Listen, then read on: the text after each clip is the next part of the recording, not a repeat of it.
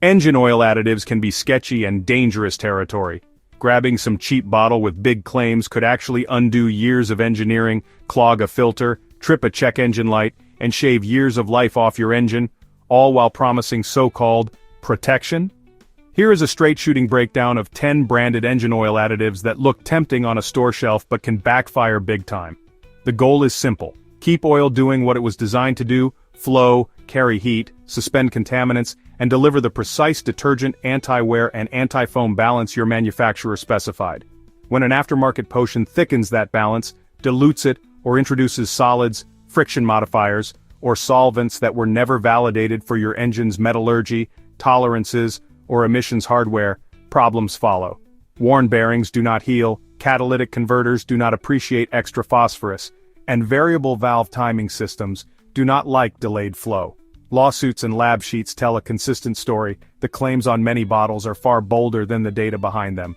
Keep a sharp eye for words like micro-lubricant, remetallizes, stabilizer, and treatment. Those are the red flags. The safest, most durable upgrade is always just using high-quality oil that meets the exact API and OEM spec for your engine. A fresh quality filter, and on-time oil change intervals. Any oil additive is rarely actually helpful, in fact. Now let's single out and explain exactly why the following 10 bottles do more harm than good. Slick 50 engine treatment built its reputation on Teflon fairy dust, promising a PTFE coating that turns hard metal silky smooth. Engines do not plate plastic under crankcase conditions. They circulate oil through micron-sized clearances and paper media that tries to trap suspended solids. Add PTFE, and you invite two outcomes: the filter loads early and goes into bypass during cold starts, or particles travel onward into lifters, phasers, and turbo bearings, where restrictions cause noise, slow timing response, and heat.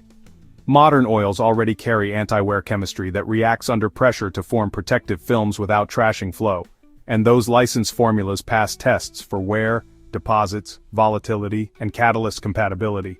A bolt-on slurry cannot deliver that balance. It only changes viscosity, ash, and dispersion stability in ways the blender never validated. Claims of permanent slickness sound great, but every oil change washes away any temporary residue while leaving the risks behind. If the goal is lower friction, use an oil that meets the exact OEM spec and viscosity grade, because that approval required measured gains on standardized benches. If quietness is the goal, diagnose the tick. PTFE is not a cure, it is plastic powder riding through a hydraulic system designed for clean, certified oil. Dura Lube engine treatment rode national ads promising dramatic wear reduction and extreme protection, yet the core idea is still a generic top-off meant to improve a finished formulation. That is the problem. A modern oil's performance comes from a carefully balanced package: detergents to keep metal clean, dispersants to hold soot, anti-wear to guard cams and rings, friction modifiers tuned for economy, antioxidants for varnish control, and anti-foam so the pump moves liquid, not bubbles. Spike that balance with a one-size bottle and you can thicken the blend without adding proportional detergency or foam control, which raises aeration at high RPM and starves the tight control orifices inside phasers and lash adjusters. Cold flow suffers too, so the most damaging seconds after start stretch longer. If oil consumption or mild noise is the concern, the smart path is boring and effective. Step to an approved viscosity on your owner's chart if conditions allow, or run a high-mileage oil that keeps its certifications and uses measured seal conditioners. Nothing in a universal treatment duplicates the months of testing required for an API license or an automaker approval.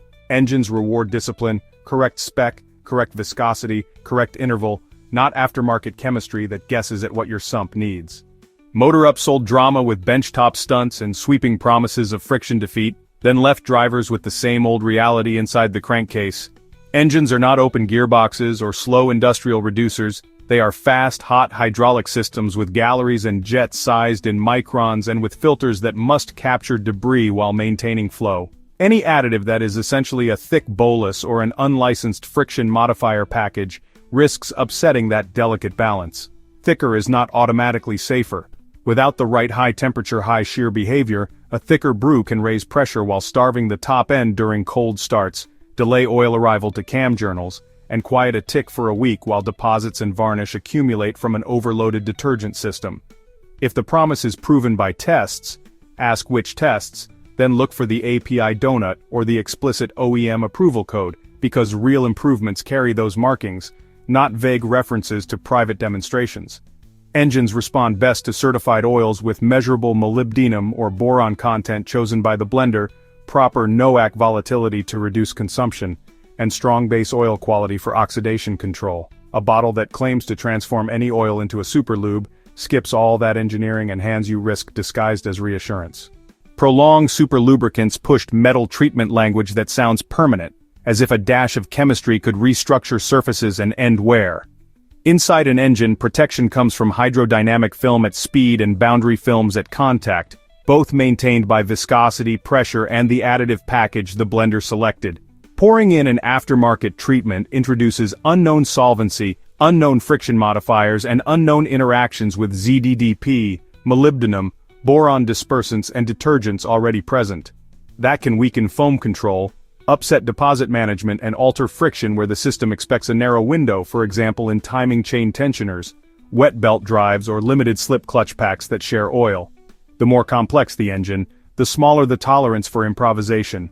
Modern approvals also protect catalysts by limiting phosphorus and ash, because emissions hardware is expensive and sensitive. Any product that claims superior anti-wear without listing formal approvals is asking you to gamble that the untested blend will not collide with those limits. Real gains arrive inside licensed oils after months of standardized testing for wear, deposits, chain elongation, turbo coking, and catalyst life. That is where money belongs. Skip the miracle bonding, keep the certified oil fresh, and your parts will live longer without side effects. STP oil treatment and similar thick honey bottles reassure by raising hot oil pressure and softening valve train sounds. Yet the trade-offs are serious. These products are dominated by very high viscosity polymers and, in some variants, extra ZDDP. Blend a significant fraction into the sump and two things happen. Flow slows during cold start and high shear events, which extends metal to metal contact in the seconds that cause most wear. And the polymer load increases the chance of aeration at high RPM, where the pump works hard and the crank whips the oil. Additive balance shifts too.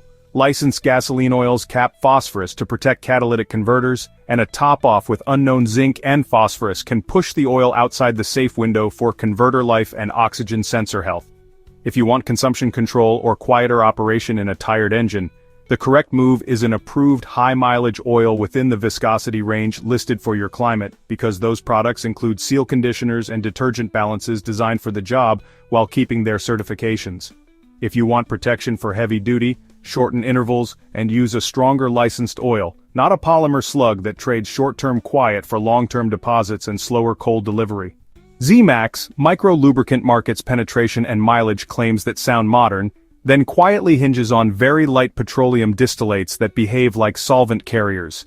Solvents thin oil and change volatility, and thinning during idle flushes boundary films when the pump is turning slowly.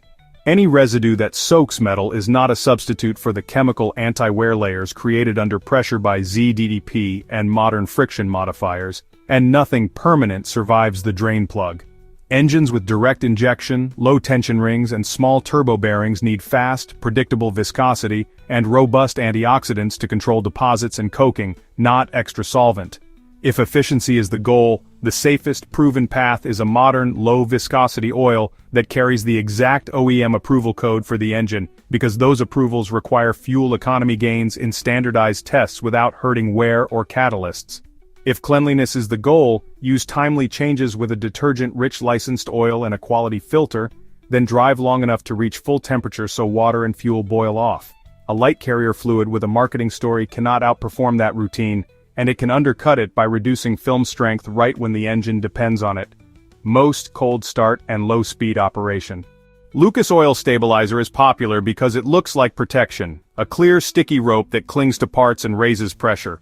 Engines are not roller chains needing tacky oil, they are precise hydraulic circuits that depend on the right hot viscosity and a balanced additive package. Replace a quarter or more of the sump with a very thick unlicensed stabilizer, and you reduce the proportion of detergents, dispersants, anti-wear, and anti-foam in the blend, while raising viscosity beyond what the builder targeted for phasers, lash adjusters, and tiny piston cooling jets. The visible result can be foam at high RPM, delayed oil delivery on cold mornings, and sluggish cam timing response that trips faults.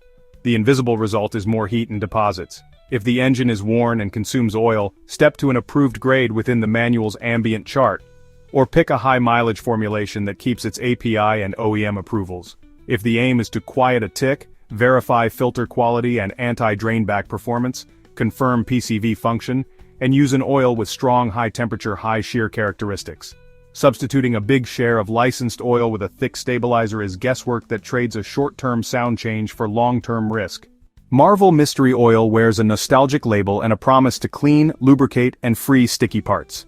The bottle is mostly light petroleum distillate with a dash of additives, so the effect inside an engine is straightforward. It thins the base oil and changes solvency. Thinner oil means reduced film thickness and slower pressure rise at startup, exactly when bearings, cams, and lifters need strength.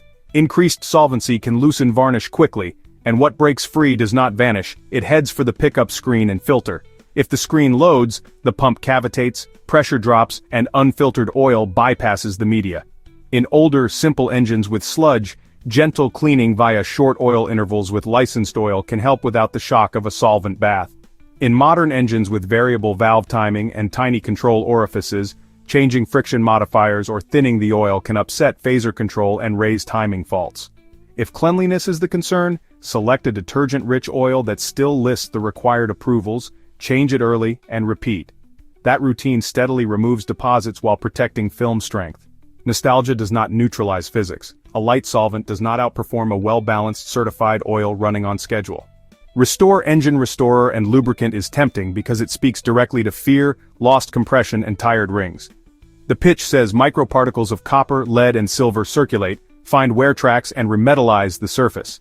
In a pressurized engine with a full flow filter, solids are either trapped or they slip through during bypass moments and travel where metal powders should never go, into lash adjusters, phasers, and piston cooling jets. Soft particles between ring and bore act like mild lapping compound, and any rise in cranking compression often traces to thicker oil or temporary deposit swelling rather than durable repair.